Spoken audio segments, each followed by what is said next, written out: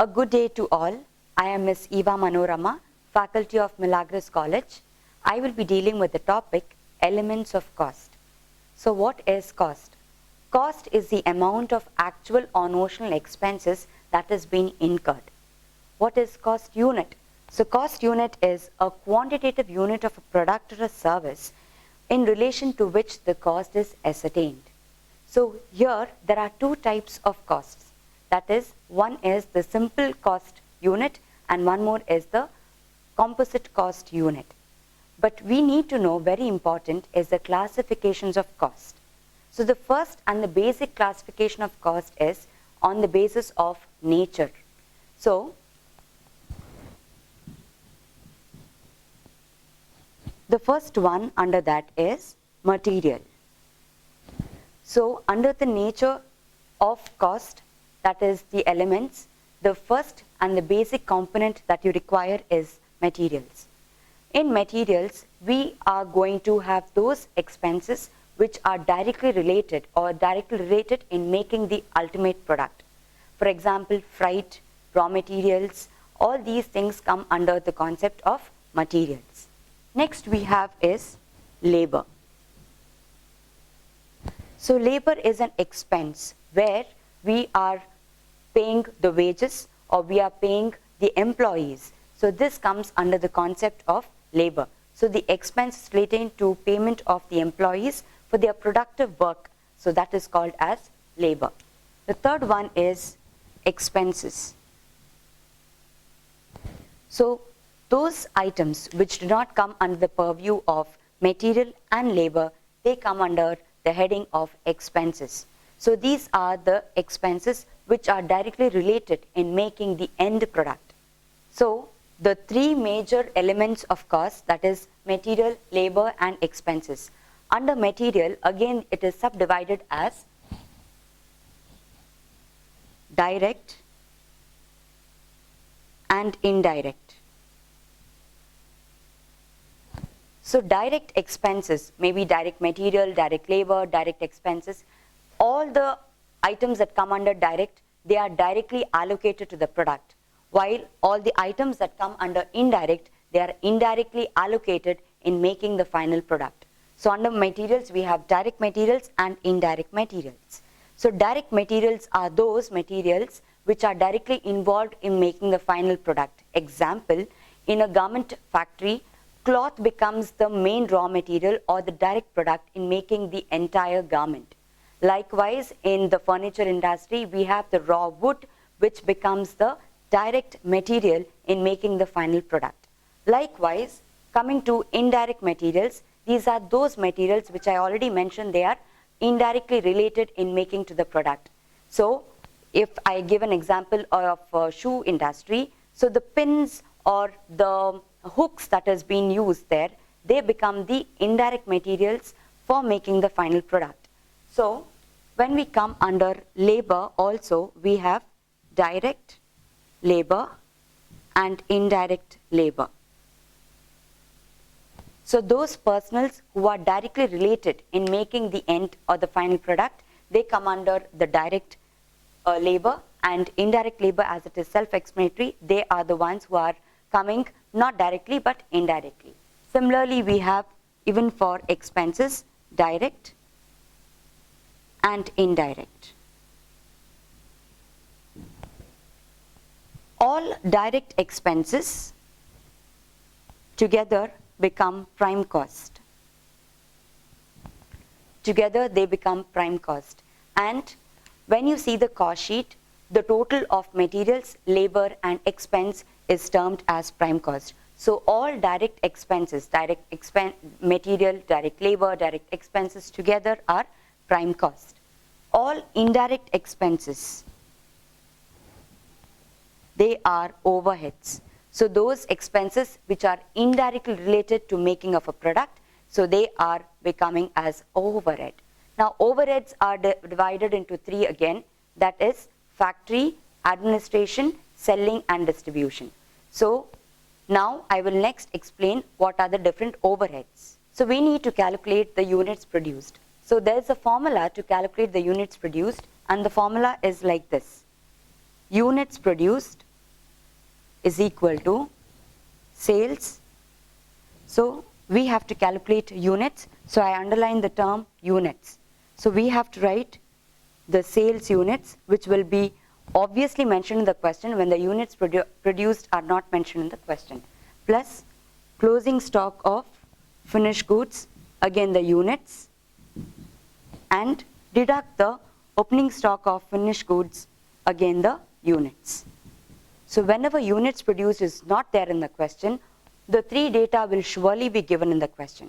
So these three data, using these three data, we're going to first calculate the units produced. And whenever units produced are given, it is very essential for us to also calculate the cost per unit. So every step that we do, maybe you write any expense, or maybe when you write the prime cost, you write the cost of production. These are the part of cost sheet. So when you write the prime cost, there you have to mention the cost per unit. So what is this cost per unit and how are you going to calculate it? So cost per unit is calculated based on the units produced and the value.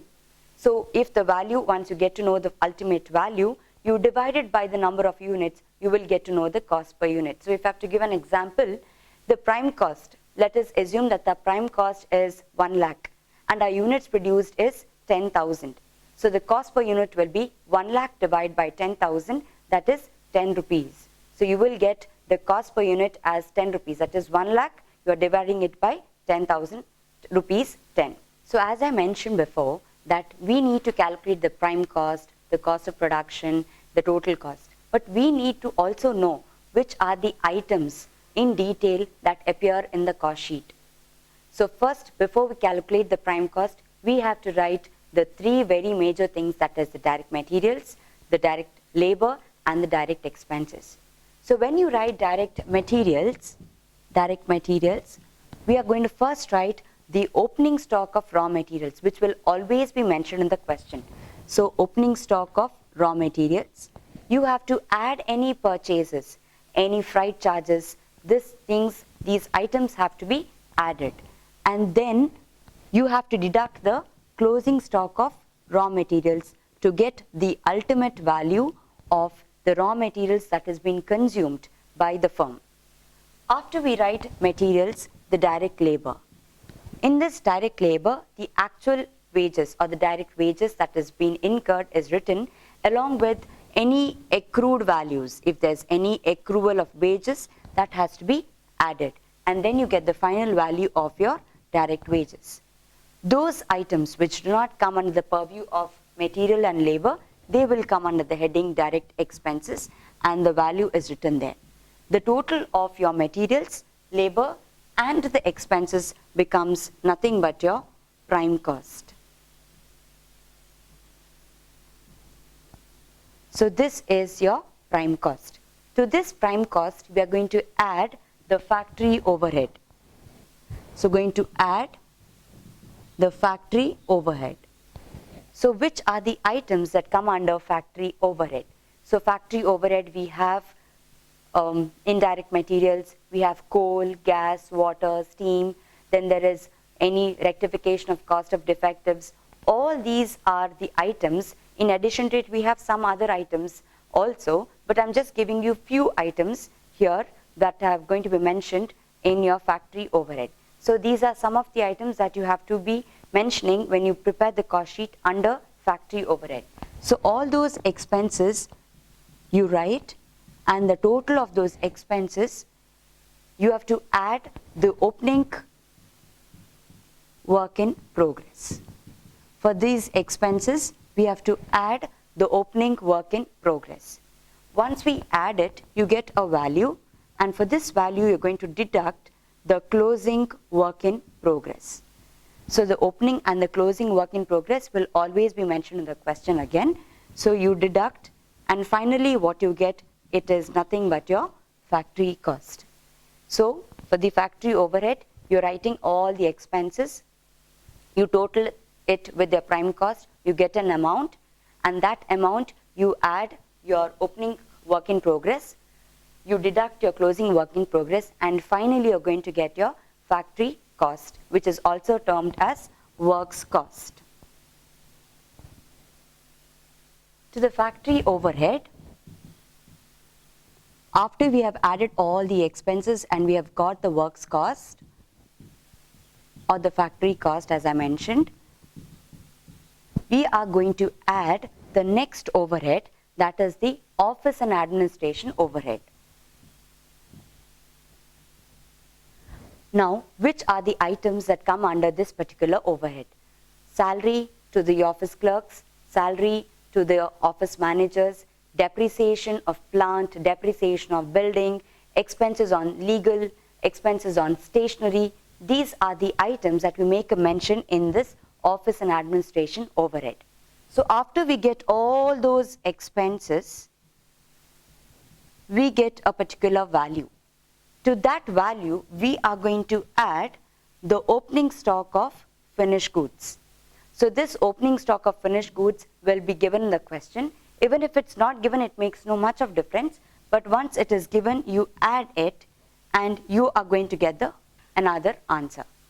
To this answer, we are going to deduct the closing stock of finished goods. So closing stock of finished goods. Now here comes a little twist. So what if you do not know the value of your finished goods, the closing stock units value of your finished goods? The units may be given. Most of the time units will be given. In case units produced is not given in the question, or you will have to use the closing stock of finished goods to calculate the units produced. So once the units are given and the value is not given, the units have to be multiplied with the cost per unit, that is the current cost of production per unit. So when the units are multiplied with the current cost of production per unit, you are going to get the closing stock of finished goods value. So I've already told you how do you calculate the cost of production per unit, that is cost of production per unit will be cost of production divided by the number of units. So whatever units are prevailing in the unit column, the cost is to be divided by it. You are going to get the cost of production per unit. So the closing stock of finished goods, if the amount is not given, the units are to be multiplied with the current cost of production per unit to get the amount. So if the amount is already given, the calculation will not be there. You will have to directly write the amount just like we do in the other cases. So we total it and then you're going to get the cost of goods sold. You're going to get cost of goods sold. At every hub, I would say, may it be prime cost, may it be factory cost, cost of production, cost of goods sold, you always have to calculate the per unit. The per unit amount has to always be calculated. So this is per unit. So the per unit amount has to always be calculated. So the next thing that comes in the cost sheet is, to your cost of goods sold, you're supposed to add selling and distribution overhead. So the name is self-explanatory again.